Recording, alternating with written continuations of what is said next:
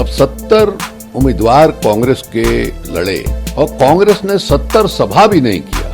तो उनको ये बात समझना चाहिए कि कांग्रेस पार्टी एक नेशनल पार्टी है, आरजेडी एक रीजनल पार्टी है। तो जो अपेक्षा वो अपने नेता से कर रहे थे या कर रहे हैं, वो आप नेशनल पार्टी के लीडर से नहीं कर सकते। यहाँ चुनाव हो रहा है, राहुल गांधी जो है प्रियंका जी के साथ जाकर के मैंने शिमला में उनके घर पर पिकनिक मना रहे हैं। इस तरह से पार्टी चलती है क्या? जब पार्लियामेंट का चुनाव था तो हमें याद है कि राहुल गांधी एक दिन भी घर नहीं बैठे थे। तो राज्य की जो कंपेयर कमेटी है, जब जब उन्होंने राहुल जी को बुलाया तब तब राहुल जी आए। मेरे साथ हैं कांग्रेस पार्टी के वरिष्ठ नेता, पार्टी महासचिव तारिक अनवर साहब। तारिक अनवर साहब, आपने देखा कि शिवानंद तिवारी आरजेडी के वरिष्ठ नेता वो ये कह रहे हैं कि कांग्रेस के साथ जो महागठबंधन में आरजेडी गई वो बहुत घातक साबित हुआ महागठबंधन के लिए। आपकी पार्टी के नेता राहुल गांधी पर सवाल उठा रहे हैं कि वो शिमला में छुट्टियां मना रहे थे प्रियंका जी के साथ जब चुनाव प्रचार चल। देखिए, एक तो शिवानंद तिवारी जी वो आरजेडी के ऑफिशियल स्पोक्स पर्सन नहीं है। ऐसे उनकी इंडिविजुअल क्या राय है उस पर चर्चा करना वैसे भी उचित नहीं है। लेकिन एक बात मेरी उनको सलाह होगी कि उनको ये बात समझना चाहिए कि कांग्रेस पार्टी एक नेशनल पार्टी है और आरजेडी एक रीजनल पार्टी है। तो जो अपेक्षा वो अपने नेता से कर रहे थे या कर रहे हैं, वो आप नेशनल पार्टी के लीडर से नहीं कर सकते। जब पार्लियामेंट का चुनाव था तो हमें याद है कि राहुल गांधी एक दिन भी घर नहीं बैठे थे। लगातार उन्होंने पूरे देश का दौरा किया और अभियान में हिस्सा लिया था। लेकिन अभी ये राज्य का चुनाव था, तो राज्य की जो कमेटी है, शाखा है या कंपेयर कमेटी है, जब जब उन्होंने राहुल जी को बुलाया तब तब राहुल जी आए। तो इसलिए इस तरह की बातें नहीं करनी चाहिए। हालांकि मुझे अच्छा लगा कि मनोज झा जी ने जो स्पोक्स पर्सन है आरजेडी, उन्होंने कंट्राडिक्ट किया है कि ऐसी कोई बात नहीं है, हम सब लोगों ने मिलकर चुनाव लड़ा है। शिवानंद तिवारी भी तो वरिष्ठ नेता, आप खुद भी मान रहे हैं सर, बात रीजनल और नेशनल लेवल के पॉलिटिक्स की नहीं कर रहे। वो कह रहे हैं कि जब चुनाव एकदम पीक पर था तब आपके नेता शिमला में छुट्टी मना रहे। नहीं, देखिए, वही तो उनकी समझ में नहीं आ रहा है कि नेशनल पार्टी में और रीजनल पार्टी में क्या फ़र्क होता है। नेशनल पार्टी जो होती है उसको पूरा देश देखना पड़ता है। रीजनल पार्टी के सामने सिर्फ एक चुनाव होता है, वो उस क्षेत्र का होता है या उस प्रदेश का होता है। तो जाहिर है उनके पास ज़्यादा समय है। राहुल गांधी को पूरे देश को देखना है, पूरे देश से उनकी मांग होती है, पूरे देश में उनको घूमना होता है। और इस तरह की बातें, हल्की बातें, कम से कम शिवानंद तिवारी जी जो बहुत ही सीनियर लीडर मानता हूँ मैं उनको इस तरह की बातें नहीं करनी चाहिए थी। सर, ये तो शिवानंद तिवारी जी, आपकी पार्टी में इतना घमासान है। उन 23 लोगों ने जिन्होंने चिट्ठी लिखी थी मिसेस गांधी को, उसमें एक वरिष्ठ नाम कपिल सिब्बल साहब, आज हमने अखबार में उनका इंटरव्यू देखा जिसमें वो कह रहे हैं कि जो इंट्रोस्पेक्शन का वक्त है आप लोगों का समीक्षा करने का, वो तक जा चुका है। मर्ज सबको पता है, एड्रेस करने को कोई तैयार नहीं।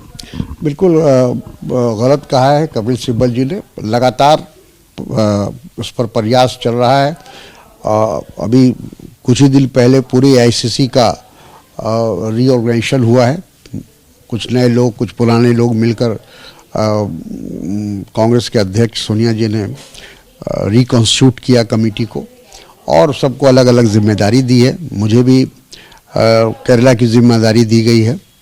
तो ये बात मुझे समझ में नहीं आई कि आखिर उन्होंने किस आधार पर ये बात कही। बिहार के चुनाव के नतीजों के बाद वो बोल रहे हैं ना सर, तो आधार इन नतीजों को बना। बिहार का चुनाव, जाहिर है कि बिहार के जो कांग्रेस जन हैं, जैसा उन्होंने जिम्मेदारी दी या जो उनका सुझाव रहा, उस पर नेशनल पार्टी ने या नेशनल हाईकमांड ने उस पर अमल किया।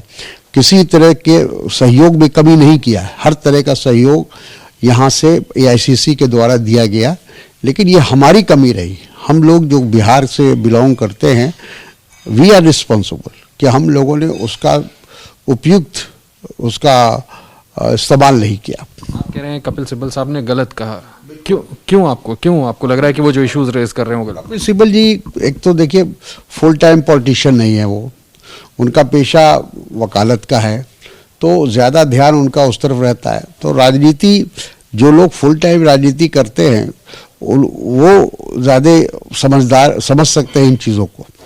संजय निरुपम जी ने एक ट्वीट करके कहा है कि राहुल गांधी को अटैक करना फैशन सा बन गया है। बिल्कुल, बिल्कुल संजय निरुपम ने यही सही कहा है कि आप खुद तो कुछ कंट्रीब्यूट नहीं कर पाते हैं तो ले दे के लीडरशिप को उसके लिए दोष ठहराते हैं।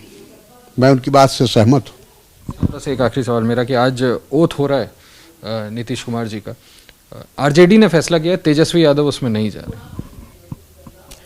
अब ये उनका अपना मामला है, हर पार्टी इस बात अपना फैसला लेने के लिए वो स्वतंत्र है। नीतीश जी आज ओथ ले रहे हैं, उस पर क्या? हाँ, अब क्यों नहीं जा रहे हैं और क्यों नहीं जाएंगे ये तो वही फैसला बताएंगे, उसमें तो हमारा कोई टिप्पणी करने का अधिकार नहीं है। शपथ पे आप क्या कहना चाहें? वो एक बार फिर से राज्य के मुख्यमंत्री बनने जा रहे हैं। देखिए, वो तो कंप्लीट सरेंडर है। सब लोग महसूस कर रहे थे कि नीतीश जी में थोड़ा सा स्वाभिमान बचा हुआ है और वो यकीनन इस ऑफ़र को, जो बीजेपी का ऑफ़र है, उसको वो एक्सेप्ट नहीं करेंगे, क्योंकि बीजेपी ने उनके पीठ पे छुरा घोंपा है।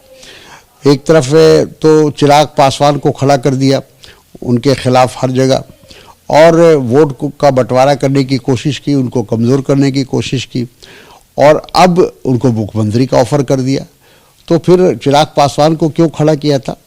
और उनको तो इसका उद्देश्य ये था भारतीय जनता पार्टी का कि नीतीश जी को कमज़ोर किया जाए और उनको अपने टर्म्स पर उनको मुख्यमंत्री बनाएं, ताकि तमाम कंट्रोल वो बीजेपी का रहे, और उसमें वो कामयाब हुए। बात करने के लिए तारिक अनवर साहब, जिनका कहना है कि नीतीश कुमार आज ओथ लेकर के एक तरह से बीजेपी के सामने पूरी तरह से सरेंडर करने वाले हैं।